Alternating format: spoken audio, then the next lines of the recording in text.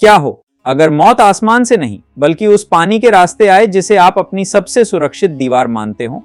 क्या हो अगर दुश्मन आपकी नाक के नीचे आए, आपकी सबसे सुरक्षित जगह को राख में मिला दे और बिना एक भी गोली चलाए हवा में धुएं की तरह गायब हो जाए? ना आसमान में कोई फाइटर जेट था, ना रडार पर कोई हलचल, ना पानी के नीचे कोई अत्याधुनिक पनडुब्बी।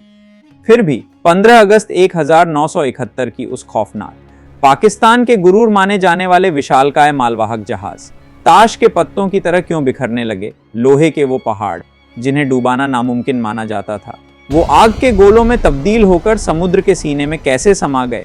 ये कहानी किसी भूत या फैंटम की नहीं है। ये कहानी है दुनिया के इतिहास के सबसे खतरनाक, सबसे खौफनाक और सबसे अचूक साइलेंट वॉर की। नमस्कार दोस्तों, आज हम पानी की उस काली गहराइयों में गोता लगाएंगे और उस राज से पर्दा उठाएंगे जिसने 1971 की जंग का पूरा रुख ही मोड़ दिया। एक ऐसा ऑपरेशन जिसने दुनिया के बड़े बड़े सैन्य जनरलों के होश उड़ा दिए। Operation jackpot. वक्त था 15 अगस्त 1971 रात के करीब 1 बजे। जगह थी पूर्वी पाकिस्तान, जो आज का आजाद बांग्लादेश है, उसका सबसे अहम और व्यस्त चटगांव बंदरगाह। पाकिस्तानी सेना 14 अगस्त का अपना आजादी का जश्न मनाकर गहरी नींद की आगोश में थी। बंदरगाह पर एक अजीब सी खामोशी थी, एक ऐसा सन्नाटा जो किसी बड़े तूफान से पहले आता है। बंदरगाह पर अमेरिका और चीन से आए बड़े बड़े मालवाहक जहाज लंगर डाले खड़े थे। ये कोई आम जहाज नहीं थे, ये पाकिस्तानी सेना की जीवन रेखा थे, जो हथियारों, गोला बारूद और रसद से लदे हुए थे। सुरक्षा का आलम यह था कि वहां एक परिंदा भी पर न मार सके। बड़ी बड़ी सर्च लाइट्स अपनी तेज रोशनी से उस काले पानी का सीना चीर रही थी। रडार लगातार घूम रहे थे और मशीन गन की ट्रिगर पर उंगली रखे पहरेदार हर आहट पर नजर गड़ाए बैठे थे। तभी वो खामोशी टूटती है। MV अल अब्बास, एक ऐसा लोहे का विशालकाय पहाड़नुमा जहाज जिसके पेट में हजारों टन विस्फोटक भरा, अचानक एक कान फोड़ देने वाले धमाके के साथ बीच से टूट जाता है। पाकिस्तानी सेना के कैंप में हड़कंप मच गया। नींद से जागे सैनिक बदहवास होकर भागने लगे। एंटी एयरक्राफ्ट गन ने अंधाधुंध आसमान में आग उगलना शुरू कर दिया। उन्हें लगा शायद भारतीय वायुसेना ने रात के अंधेरे में उन पर कहर बरपा दिया है, लेकिन आसमान बिल्कुल खाली था। तारे अपनी जगह पर थे। सोनार ऑपरेटर पसीने से भीग चुके थे। उन्होंने पानी के नीचे चेक किया, कोई पनडुब्बी नहीं थी, कोई टॉर्पीडो नहीं आ रहा था। तो फिर ये जहाज कैसे फट रहे थे? वो कौन था जो इस मौत का खेल खेल रहा था इस खौफनाक तबाही के बीच? असल में उस रात से चंद महीने पहले मार्च 1971 में बोए गए थे, जब पूर्वी पाकिस्तान के लोगों ने अपने हक और आज़ादी की आवाज़ उठाई, तो पश्चिमी पाकिस्तान के हुक्मरानों ने उस आवाज़ को खून से दबाने का फैसला किया।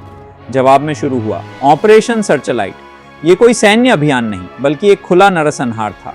रातों रात पाकिस्तानी सेना ने अपने ही निहत्थे नागरिकों पर टैंक चढ़ा दिए। ढाका यूनिवर्सिटी से लेकर गांवों के खेतों तक हर जगह सिर्फ मौत का तांडव था। लाखों लोग, जिनमें औरतें, बच्चे और बूढ़े शामिल थे, अपनी जान और आबरू बचाकर पागलों की तरह भारत की सरहदों की तरफ भागने लगे। भारत सीधे तौर पर इस जंग में नहीं कूद सकता था। अंतरराष्ट्रीय दबाव बहुत ज्यादा था। अमेरिका और चीन जैसे देश पाकिस्तान के साथ खड़े थे, लेकिन तत्कालीन प्रधानमंत्री इंदिरा गांधी और भारतीय सेना के प्रमुख जनरल सैम मानेकशॉ बहुत अच्छी तरह जानते थे कि हाथ पर हाथ धरे बैठना अब मुमकिन नहीं है। उन्हें एक ऐसा रास्ता चाहिए था जो दुश्मन को अंदर से खोखला कर दे, उसकी रीढ़ की हड्डी तोड़ दे। पाकिस्तान की सारी ताकत, उसका गुरूर उन जहाजों में था जो समुद्र के रास्ते उनके सैनिकों के लिए मौत का सामान लेकर आते थे। अगर उन जहाजों को समुद्र में ही रोक दिया जाए, अगर उन सप्लाई लाइंस को काट दिया जाए, तो पाकिस्तानी सेना बिना लड़े ही घुटनों पर आ जाएगी। लेकिन सवाल फिर वही था, ये करेगा कौन? भारतीय नौसेना खुले तौर पर किसी दूसरे देश के बंदरगाह पर हमला नहीं कर सकती थी। ये सीधे सीधे युद्ध की घोषणा होती। तभी नई दिल्ली के नॉर्थ ब्लॉक के एक बंद कमरे में नेवल इंटेलिजेंस के डायरेक्टर कैप्टन मिहिर रॉय ने एक ऐसा आइडिया रखा जो सुनने में किसी हॉलीवुड फिल्म की कहानी से भी ज्यादा पागलपन लगता था। उन्होंने कहा, हम अपनी नेवी का एक भी जहाज या सैनिक नहीं भेजेंगे। हम मुक्ति वाहिनी के उन नौजवानों का इस्तेमाल करेंगे जो शरणार्थी बनकर हमारे पास आए हैं। कमरे में सन्नाटा छा गया। ये कोई मामूली मिशन नहीं था, ये दुनिया के सबसे खतरनाक नेवल सैबोटाज मिशन की बात हो रही थी। और इसके लिए जिन लोगों को चुना जा रहा था वो कोई ट्रेंड कमांडो नहीं थे। ये वो लड़के थे जो कल तक कॉलेज में किताबें पढ़ते थे, जो खेतों में हल चलाते थे, जो नदियों में मछलियां पकड़ते थे।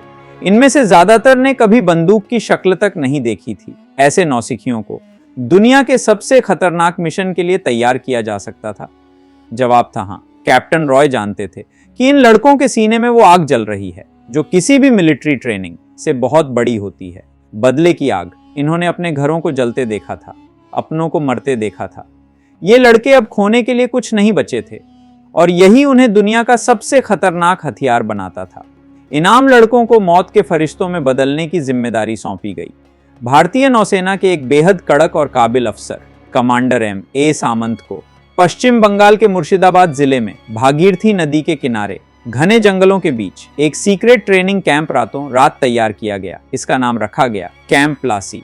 इतिहास का कैसा अजीब इत्तेफाक था। 1757 में इसी जगह नवाब सिराजुद्दौला को धोखे से हराकर भारत की आजादी छीनी गई थी और आज 200 साल बाद उसी जगह एक नए देश की आजादी की नींव रखी जा रही थी। यहाँ करीब 500 बंगाली लड़कों को चुना गया। ट्रेनिंग शुरू हुई और यह ट्रेनिंग इतनी खौफनाक थी कि सुनकर किसी की भी रूह कांप जाए।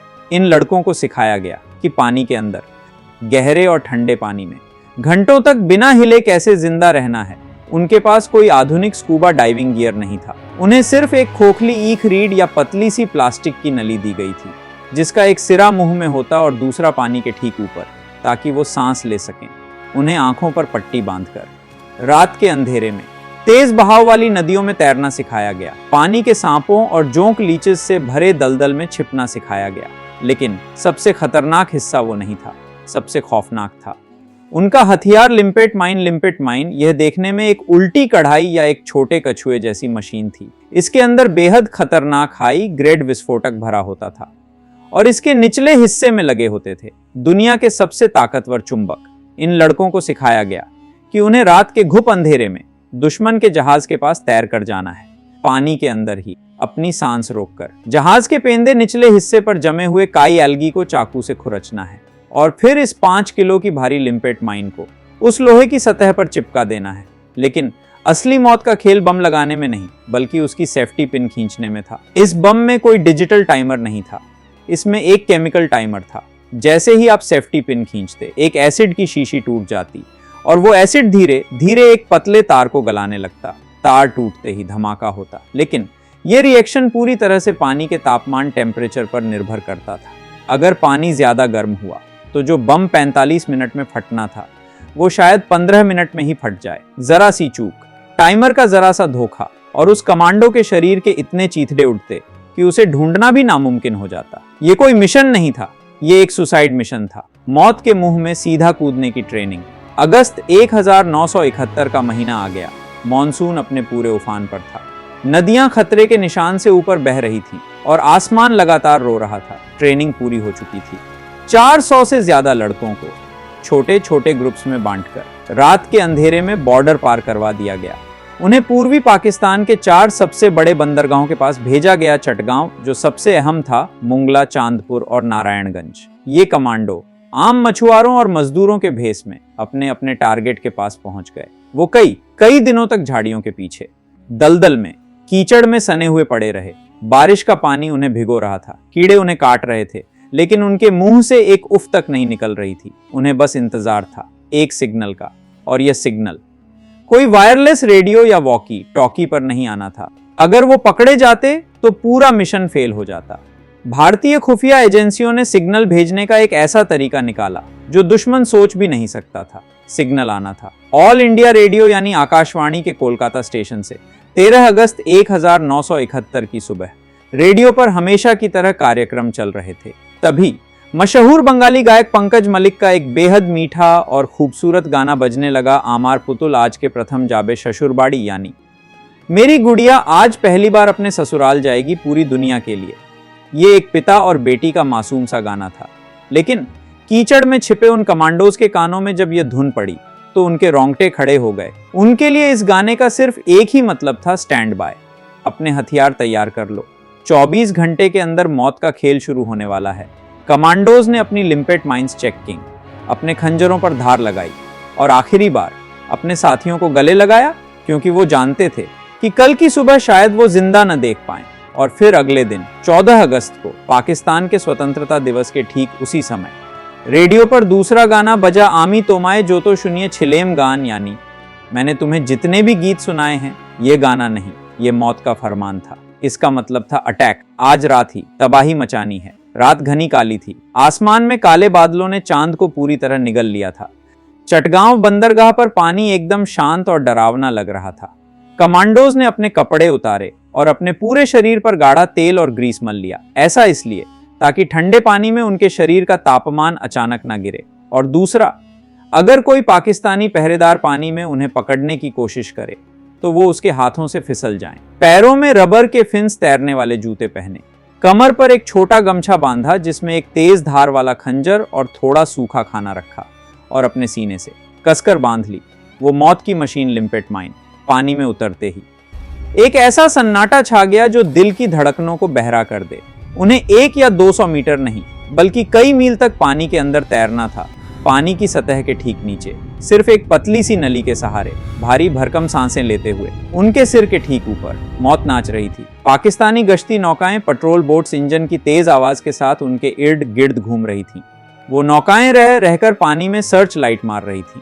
जैसे ही लाइट की बीम उनकी तरफ आती, कमांडोज को अपनी नली पानी के अंदर खींचनी पड़ती और अपनी सांस रोककर गहराई में जाना पड़ता।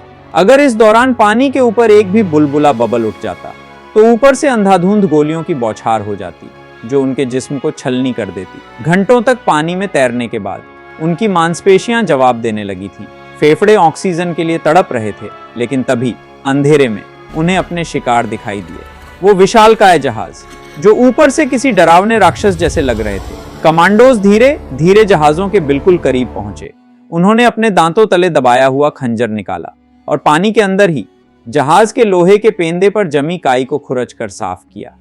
फिर उन्होंने अपनी छाती से बंधी लिम्पेट माइन खोली और उसे उस साफ की हुई जगह पर रखा। खट, एक हल्की सी आवाज के साथ वो ताकतवर चुंबक लोहे से चिपक गया। एक बड़े जहाज को डुबाने के लिए सिर्फ एक माइन काफी नहीं थी, इसलिए कई कमांडोज ने मिलकर एक ही जहाज पर 5 से 6 माइन्स चिपका दी। और अब आया सबसे खौफनाक पल। उन्होंने गहरी सांस ली और माइन की सेफ्टी पिन खींच दी। क्लिक, टाइमर शुरू हो चुका था।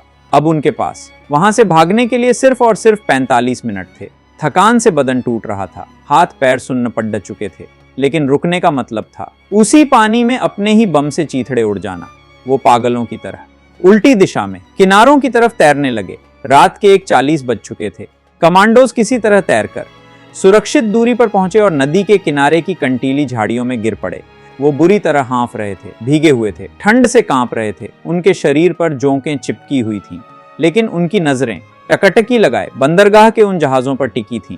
घड़ी की सुइयां खिसक रही थीं, 1:44, 1:45, और तभी रात का वो घूप अंधेरा एक भयंकर नीली और लाल रोशनी से जगमगा उठा। बूम! पहला धमाका इतना जोरदार था कि कई किलोमीटर दूर तक इमारतों की खिड़कियां थर्रा गईं।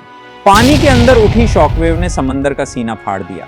इससे पहले कि पाकिस्तानी संतरी कुछ समझ पाते, अलार्म बजा पाते। बूम! दूसरा धमाका, फिर तीसरा, चौथा, पांचवां। अगले 30 मिनट तक चटगांव, मुंगला, चांदपुर और नारायणगंज के बंदरगाह लगातार हो रहे धमाकों की गूंज से दहलते रहे। जो जहाज कल तक पाकिस्तान का गुरूर थे, जिनका लोहा पूरी दुनिया मानती थी, वो आज रात जलती हुई मशाल बनकर धीरे धीरे पानी की कब्र में समा रहे थे। एमवी अल अब्बास, एमवी ओरिएंट बार्ज, सब के सब तबाह हो गए। हजारों टन गोला बारूद फटने लगा। जहाजों का तेल पानी में फैल गया और उस तेल में आग लग गई। ऐसा लग रहा था जैसे नदी के पानी में ही आग बह रही हो, जैसे समंदर खुद जल रहा हो। पाकिस्तानी फौज पागलों की तरह इधर उधर भाग रही थी। वो दहशत में थे। उन्हें समझ ही नहीं आ रहा था कि दुश्मन है कहाँ। वो पानी में अंधाधुंध मशीन गन चला रहे थे, हवा में गोले दाग रहे थे, लेकिन हमारे कमांडोज वो तो अपना काम करके उस धुएं और चीख पुकार का फायदा उठाकर रात के उसी अंधेरे में वापस गायब हो चुके थे। उस एक रात में, सिर्फ एक रात के उस खामोश हमले में लगभग 45 बड़े और छोटे जहाज डुबो दिए गए या हमेशा के लिए बेकार कर दिए गए। तकरीबन 1 लाख टन का राशन, हथियार और गाड़ियां पानी में समा गईं। द्वितीय विश्व युद्ध के बाद यह दुनिया का सबसे बड़ा और सबसे सफल नेवल सैबोटाज ऑपरेशन था। सुबह होते होते पूरी दुनिया की हेडलाइंस बदल चुकी थी। बीबीसी से लेकर वॉइस ऑफ अमेरिका तक हर जगह सिर्फ एक ही खबर थी, पाकिस्तानी बंदरगाह तबाह, बंगालियों का घातक हमला। इस खामोश हमले ने पाकिस्तानी सेना की रीढ़ की हड्डी ऐसी तोड़ी कि वो मनोवैज्ञानिक रूप से हार गए। उनकी सप्लाई लाइन कट चुकी थी। जो सैनिक कल तक निहत्थों पर गोलियां चला रहे थे। अब वो बिना राशन और बिना हथियारों के भूखे मरने लगे थे। उन्हें हर पल ये डर सताने लगा था कि मुक्ति वाहिनी कहीं भी हो सकती है, पानी के नीचे, झाड़ियों में, अंधेरे में। दिसंबर 1971 में जब असली युद्ध शुरू हुआ तो पाकिस्तानी सेना पहले ही अंदर से खोखली हो चुकी थी और इसी का नतीजा था कि 16 दिसंबर को जनरल नियाजी को अपने 93 सैनिकों के साथ भारत के सामने घुटने टेकने पड़े। लेकिन दोस्तों, इतिहास का एक बहुत ही कड़वा सच है। इतिहास की किताबों में हमेशा बड़े बड़े नेताओं और जनरलों के नाम सुनहरे अक्षरों में लिखे जाते हैं, लेकिन उन लड़कों का क्या, जिन्होंने उस रात अपने शरीर पर ग्रीस पोता था, जिन्होंने मौत के उस ठंडे पानी में छलांग लगा दी थी। वो 500 से ज्यादा अज्ञात नायक, जिन्होंने बिना किसी वर्दी के, बिना किसी मेडल की चाहत के, सिर्फ अपने देश के लिए अपनी जान दांव पर लगा दी और दुनिया के नक्शे पर एक नया देश बना दिया। आज कोई उनका नाम तक नहीं जानता। जरा आंखें बंद करके सोचिए दोस्तों, रात का वो घुप अंधेरा, बर्फ जैसा ठंडा वो नदी का पानी और आपके सीने से बंधी वो मौत की मशीन। अगर उस खौफनाक रात उन कमांडोज की जगह आप होते तो क्या अपने देश के लिए पानी की उस कब्र में उतरने की हिम्मत कर पाते?